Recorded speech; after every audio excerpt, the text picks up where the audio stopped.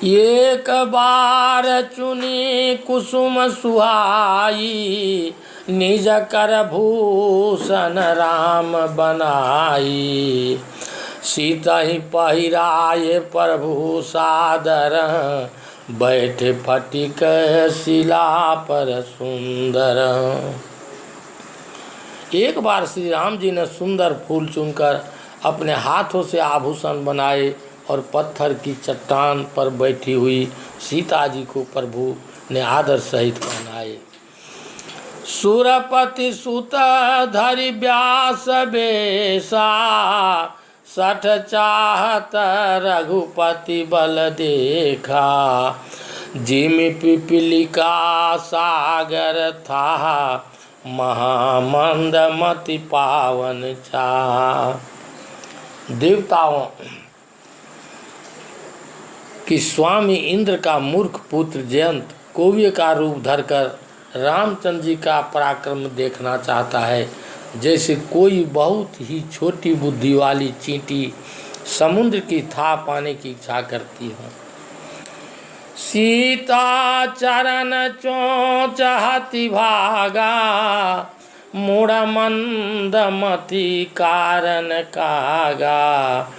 चला रुधिर रघुनायक जाना, सीख धनुष सायक संधाना। वह मूर्ख कौआ मंद बुद्धि होने से सीता जी के चरणों में चोंच मारकर भागा। जब राम जी ने जाना कि रुधिर बह चला, तब धनुष पर सीख का बाण चढ़ाया। दोहायति कृपाल रघुनायक, सदा दीन परने।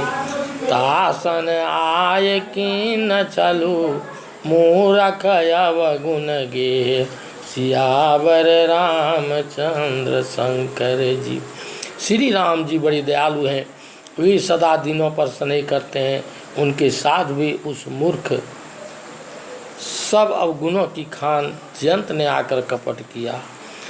प्रेरित मंत्र वर्म सरधावा, चला भाजी व्यास भय पावा। धारी निज रूप गयउ पितु पाई, राम विमुख राखा ते ही नाई। मंत्र से प्रेरित वह ब्रह्मांड दौड़ा, कौआ डरकर भाग चला। फिर अपना असली रूप धरकर अपने पिता इंद्र के पास गया, परंतु उसे रामचंद्र जी का विरोधी जानकर उन्होंने नहीं रखा। भा निराश उपजी मन त्रासा, जथा चक्र भय ऋषि दुर्वासा। ब्रह्मधाम शिवपुर सब लोका, फिरा शर्मित व्याकुल भय शोका।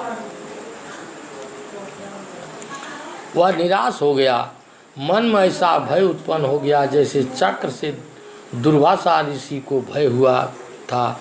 ब्रह्मलोक शिवलोक आदि सब लोकों में वह भागता फिरा, थक कर भय व दुख से दुखी हो गया। काहू बैठन कहा न ओही, राखी को सके राम कर द्रोही। मातु मृत्युय पितु समन समाना, सुधा हो ये विषय सुनु हरि जाना। उससे किसी ने बैठने के लिए भी नहीं कहा। श्री राम जी के शत्रु को कौन रख सकता है। हे गरुड़, सुनो, राम द्रोही को माता मृत्यु के समान, पिता यम के समान तथा अमृत विष के समान हो जाता है। मित्र करई सत रिपु के करनी, ताकह विबुध नदी बैतरनी। सब जगुताहि अनलहु ते ताता, जो रघुवीर विमुख सुनु भ्राता। मित्र स्वबैरियों के समान बर्ताव करने लगता है, गंगा जी उसको बैतरनी के समान हो जाते हैं। सुनो भाई, जो श्री राम जी से विमुख होता है उसे सब जगत अग्नि से भी अधिक गर्म लगता है।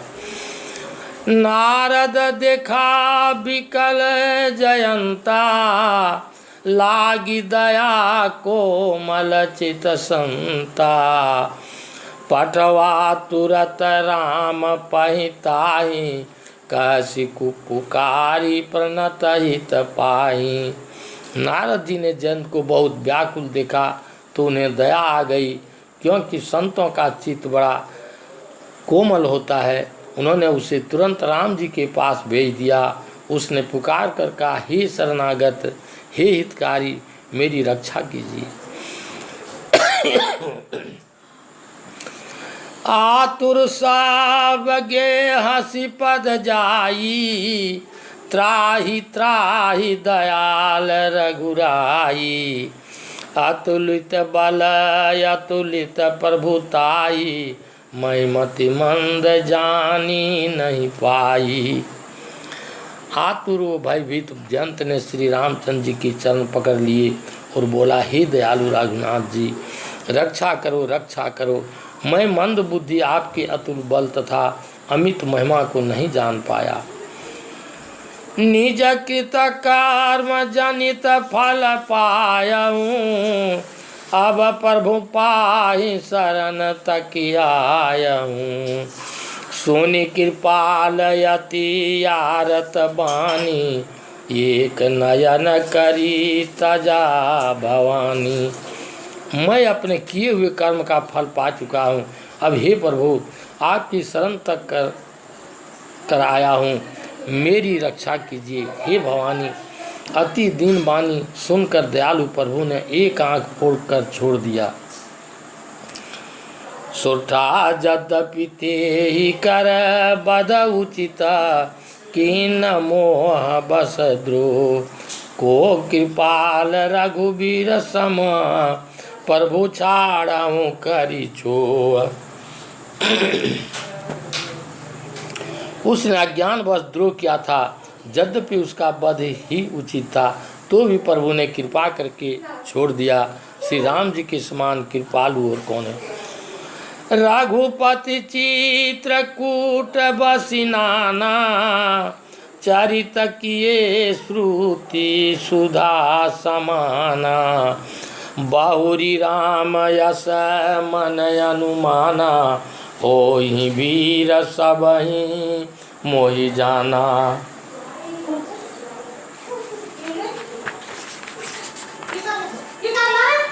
श्री राम जी ने चित्रकूट में वास करके कानों को अमृत के समान सुख देने वाले अनेक चरित्र किए। फिर राम जी ने मन में ऐसा अनुमान किया कि यह भीड़ रहेगी, क्योंकि हमें सब जान गए हैं। सकल मुनि न सन विदा कराई, सीता सहित चले दो भाई। अत्रि के आश्रम जब प्रभु गयहु, सुनत महामुनि हर्षित भयहु। सब मुनियों से विदा होकर सीता समेत दोनों भाई चल दिए। जब प्रभु अत्रि जी के आश्रम में पहुँचे, तब यह सुनते ही महामुनि अति प्रसन्न हुए।